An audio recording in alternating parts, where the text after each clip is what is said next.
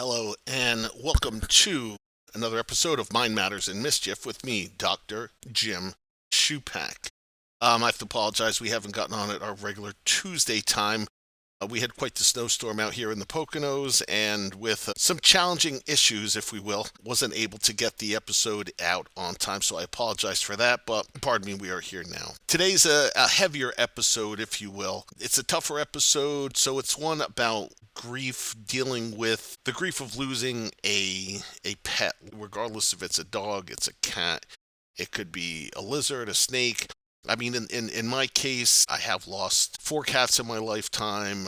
I miss them dearly. Sweetie Pie, Cleo, pardon me. Sweetie Pie, Cleo, Zoe, and Duty.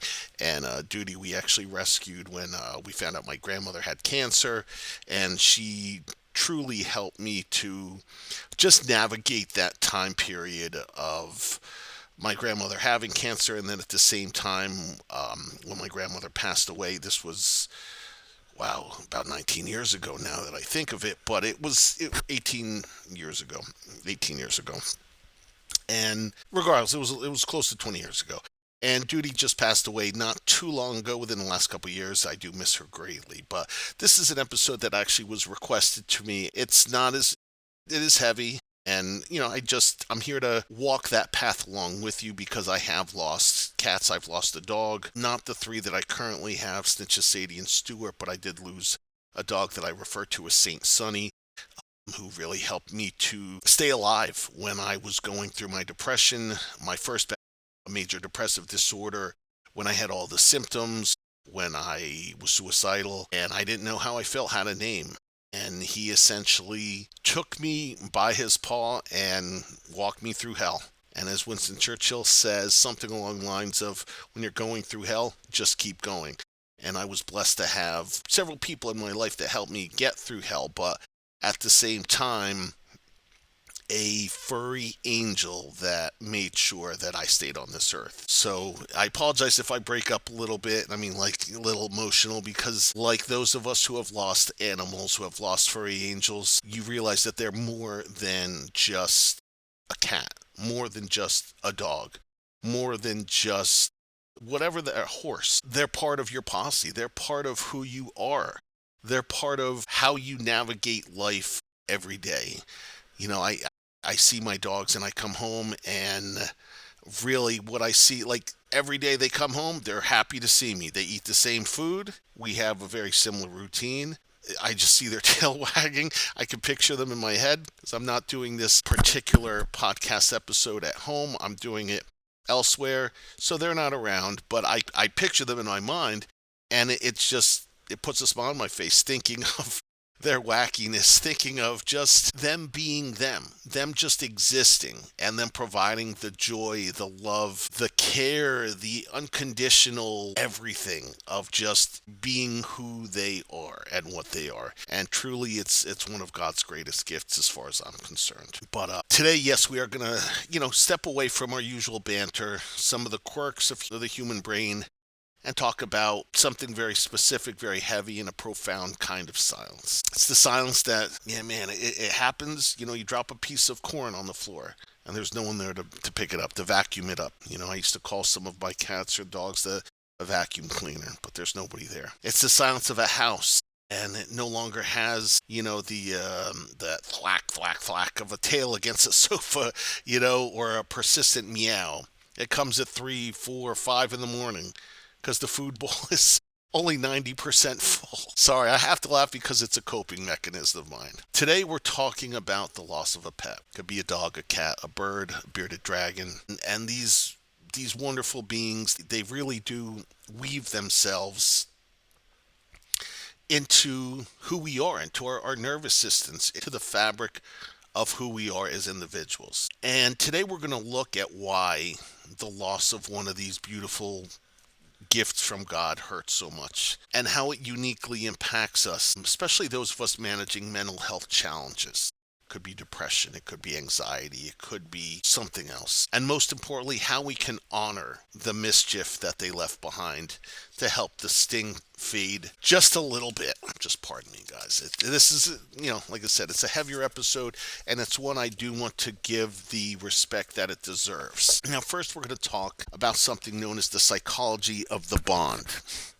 Okay, so in order to understand the grief that we feel when a loved animal passes, we have to understand the bond that we have with that particular pet. Why does losing a golden retriever, in my case it was Sonny, he was about maybe 100 pounds, something like that, or a 10, 15-pound tabby cat feel, for many of us, more gut-wrenching than losing a distant human relative? And I will say, in my case, I cried, I think, just as much as when Sonny died, our golden retriever who helped me to stay alive during my first bout with major depressive disorder, as when my grandmother, one of my favorite people to ever walk the face of the earth, died. And that's not negating who my grandmother was. It's really demonstrating the love that both of them had for me and that I had for them. It was just an unconditional love. Now, first, there's it's called the witness factor. And we as humans, we're social creatures. In general, we like to socialize, but we're also performers.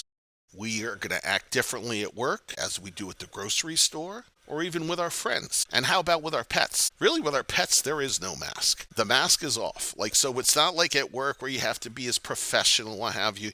But when with your pets, you don't have to worry about how you act.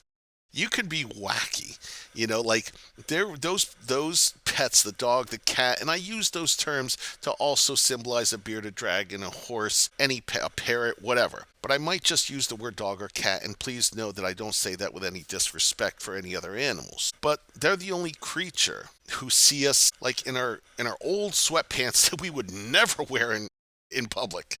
They see us crying over a really bad day. They may see us singing, or in my case, very badly singing into a wooden spoon, just playing air drums or air guitar. Or maybe they're the ones that I'm having play air drums or air guitar. But when they die, you don't just lose an animal. You're losing like a primary witness to your private life. You're losing really a intimate, like a best friend. Secondly, I want to talk somewhat about biology. In science, they tell us that when we stare into like our dog's eyes or hear our cat's purr or meow, our brains will release oxytocin, and that's known as the love hormone.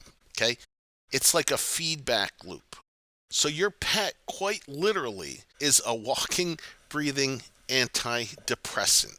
And coming from someone who has suffered from major depressive disorder, I validate that. I validate that, and I will take that to my grave. They truly are.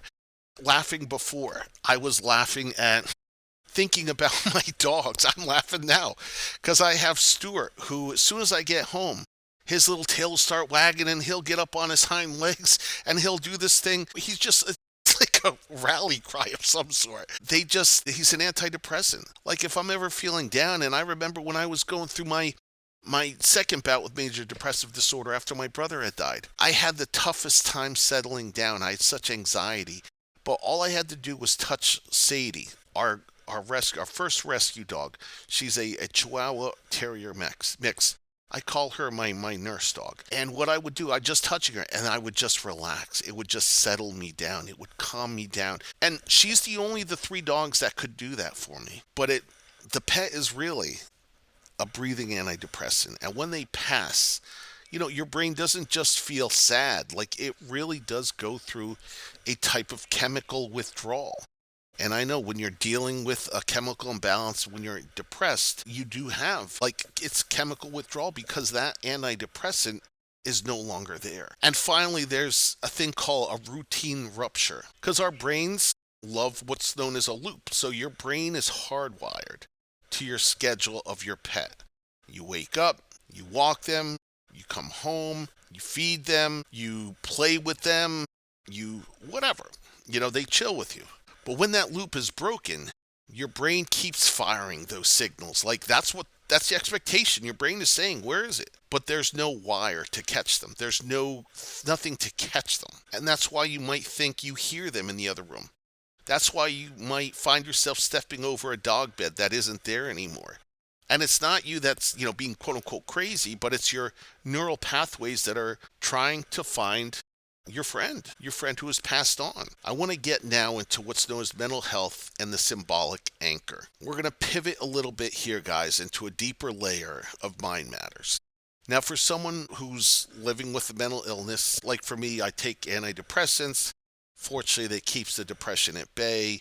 I go to therapy, weekly therapy. I'm, thank God, in a good place. But that also includes because of my dogs and my family, my loved ones. I surround myself with good people. But regardless if you have depression, generalized anxiety, PTSD, bipolar disorder, a pet is often much more than a companion. They're also what I call a symbolic anchor. So if you struggle with depression, I raise my hand.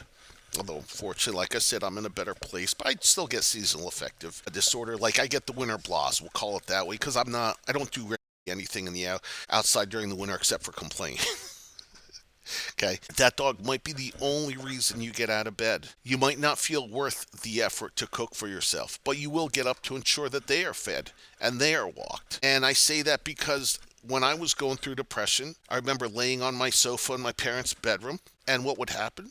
Sonny would put this is our golden retriever who's passed, he'd put his nose right up to mine, and he would essentially, it wasn't verbalized, obviously, it was never verbalized, but it was insinuated. Sonny would say, pardon me, I need to take you for a walk, meaning him needs to take me for a walk, but I need you, meaning he needs me, to put the leash on him so that we can go outside. So that's just one thing to consider. He was the reason why I got out of bed. And when I went out, I did feel better. He was my antidepressant. He was part of, at least the start of my antidepressant. He got me outside. In just being outside, and being outside will help at least to start to make you feel better. And you're walking, you're getting some of the endorphins going, and that's so important. But you might not feel, again, the effort to cook for yourself, but you will for your dog. You will, like, they provide a structural skeleton, if you will, for a day that might otherwise collapse into lethargy, and maybe just collapse into, your depression, and then your anxiety says you should have done something today, and it's a spiral effect. Now, pardon me, for those with PTSD, those people with anxiety, a pet really can serve as what's known as a grounding mechanism. For example, during a flashback or a panic attack, the physical weight of a cat or dog on your chest, or the wet nose of a dog on your hand, it can serve as a sensory interrupt.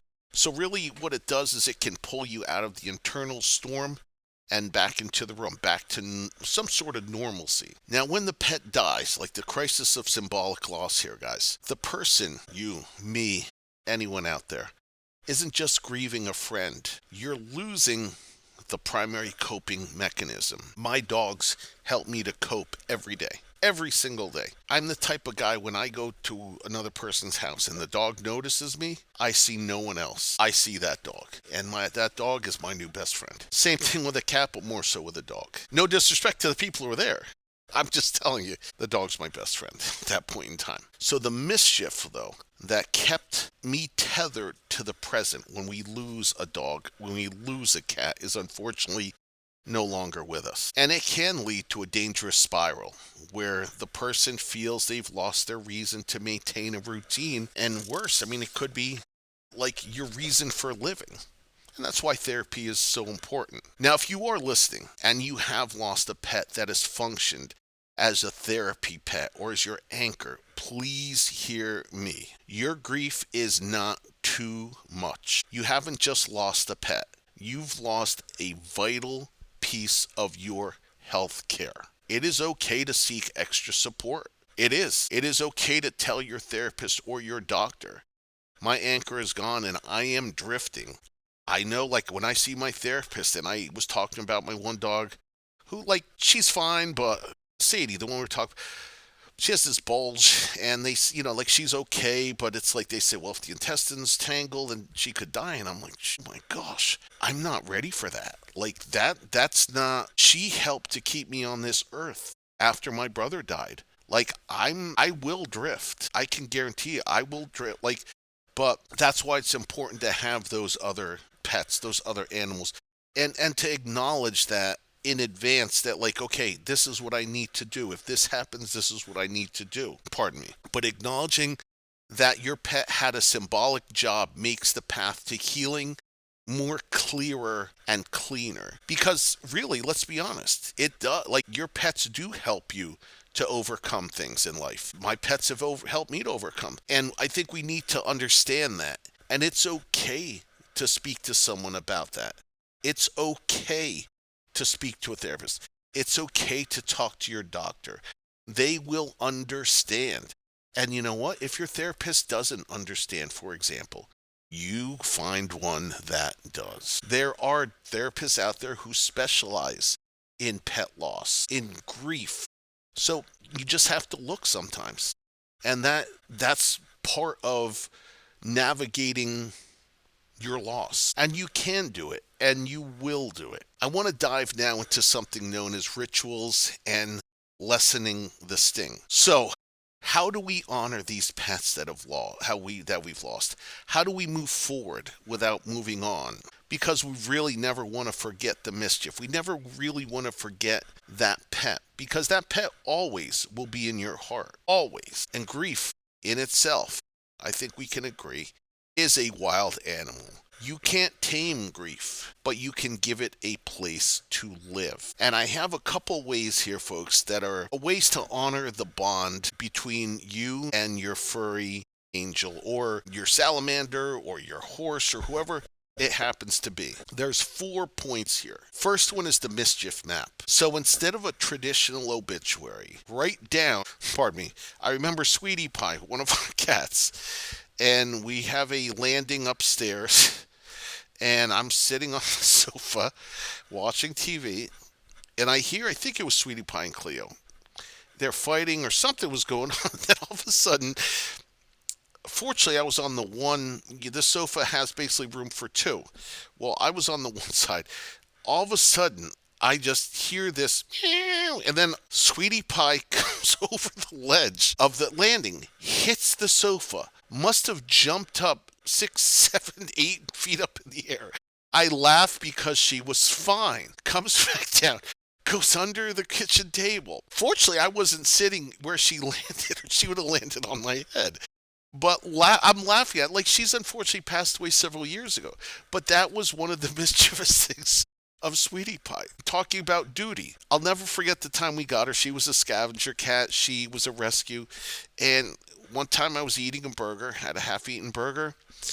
And I don't know, I went to the bathroom, I came back, and the burger was gone. And I'm like, I don't know, did I eat the burger? Blah, blah, blah. Yeah, I'm not sure. So I called up to my wife, and I go, Shanna, did you eat my burger? She goes, no, I didn't eat my burger. And she's like, where's Duty? Well, remember, we just got the cat. So here we are yelling, Duty, Duty. Who comes running down the steps with a half-eaten burger in her mouth? The dudes. So it's like these little memories like that help you to navigate, because you're still, like, you're honoring their life and the mischief that they provided and the smiles that they provided. A second one, folks, would be a physical anchor. So if you used your pet for grounding, maybe keep a piece of their world near you. Maybe a collar on a bookshelf, or a favorite blanket, something like that. Because when the anxiety does spike, maybe if you touch that item, use that memory of them to continue the work that they started. It doesn't have to end when your furry angel is gone. They can still support you. The third one is the legacy act. One of the best ways, at least I think, to lessen the sting is to outsource the love you gave them. Donate a bag of food to a shelter in their name. Sponsor a senior pet adoption fee. By helping another animal to live a better life, you really are ensuring that your pet's impact on the world didn't stop when their heart did. Like for me, if I hear a friend of mine's pet died, I like to make a donation to a local rescue, with either one that they tell me about, or maybe if they say, well, choose one. And I do, just because I think it's so important that to give support to those people who have lost a loved one. I mean, as far as a loved pet. And it will help those rescues. And when you do adopt, when you're ready, like with me, for example, when Sonny passed away, I wasn't ready, for another dog, what have you. I remember we ran into Snitches, the one of the dogs we have now. And, my wife loved him and picked him up, and he was so stinking cute. Oh, he still is. He knows it, though. And I was like, Shannon, I can't. I'm not ready. And then I realized, I thought of it over the weekend. And I said, you know what? I have all this love for a dog and no dog to give it to. So I remember texting her saying, you know what? If he is still there, let's get Snitches. We already had a name picked out. Okay, that was the name that they gave him. That was a name that I gave, Shannon, my wife, and I gave. So we did take. And grief does travel different ways, and it's okay to lean into that grief. It is okay to come to an understanding that, you know what, maybe you are ready, maybe you're not ready, and that's okay. And remember, if you do rescue another pet, that's not dishonoring the pet that you've lost. When you do that, when you rescue a pet, you're taking that new pet to honor the one that you've lost, but you're also giving space to a new pet to take the one that you've rescued in that rescue. So you're basically rescuing partly two pets for the one that you've unfortunately lost. And it's just something important to realize. And you can I'm thinking in Spanish. You can volunteer at a rescue in honor of that pet. Who knows? Your next pet might wind up choosing you, and in fact, that's, I think, often how it happens. Now, my last thing here, folks, is a living memorial. Plant something. It could be a tree, a flower, a bush, whatever, and watch it grow and change. And it just reminds us that life truly is a cycle, and beauty can grow even from the hardest ground. So just some things I do want you to consider. Honor your feelings. Honor your loved one who has passed. There is no shame if you need to get therapy. Trust me, those pets love you unconditionally. They do. And you go home and they just cheer you up by being them. At least mine do. And even Stitches, who could be cranky pants. I love that dog. I mean, trust me, boy, I don't even like talking about it, but when he goes, I'm going to be inconsolable for a while. And that's why it's important to enjoy every moment you have with that animal. Or even, just to stray off that a little bit with a loved one, a human, especially as they're getting older. Enjoy the time with that person. But coming back to the dogs, enjoy the time you have with your pets. They're not always going to be there. You are that pet's whole world. I know they're only part of yours, and it's true, because you got to put food on the table for them, for yourself. But the important thing is realize that, yeah, they do need you. They do need you.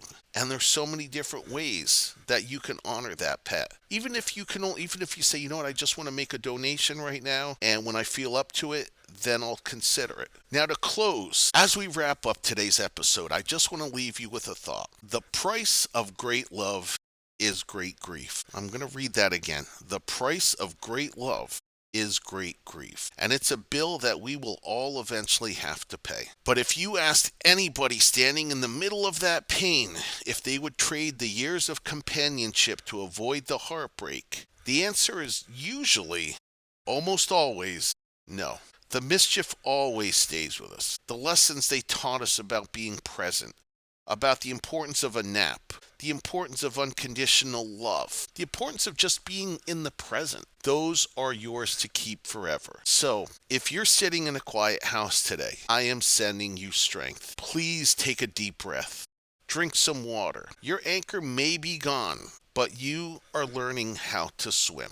Just remember, and I know it's easier for me to say this now, but when you are ready, please consider the adopt, don't shop move. The only thing wrong with a rescue pet is they have been let down by a human. The beauty of rescuing is that you and that pet that you rescue, right, can overcome trauma together. And that's a beautiful thing. It's a beautiful thing. You can overcome that trauma that you each have suffered together. And the goal in life, at least me for my rescues, is I want to love my rescue so much that they forgot about the person that ever put them up in the rescue. And my wife and I think we do a pretty darn good job of it. Because my friends say that we spoil our dogs, and I say they are fairly compensated for the services they provide because they provide something unconditional love. And honestly, if it weren't for the dogs that I had in my life, and even the cats, I wouldn't be having this show.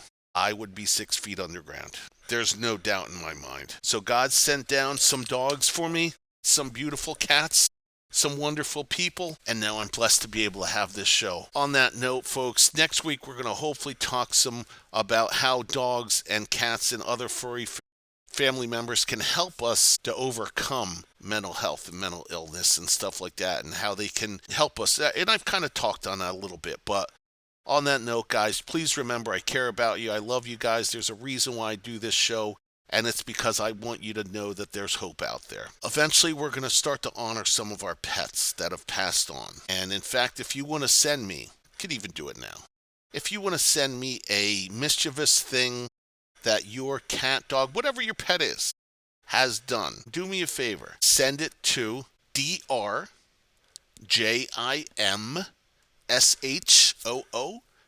as in Peter, ACK at gmail.com. So again, J as in Jim, I as in Indiana, M as in Miami, S as in Sam, H as in helicopter, O as in octopus, O as in October, P as in Peter, A as in alphabet, C as in Columbia, and K as in kangaroo, no spaces at all, at gmail.com. Do me a favor, send me, and if you're so kind enough to send me a picture of your loved one as well, I would appreciate it, because eventually on the website I would like to do something where we showcase some of our angels that have left this world. So thank you so much for listening. God bless you guys. I love you very much, and just remember that your life is worth living, and I'll talk to you soon.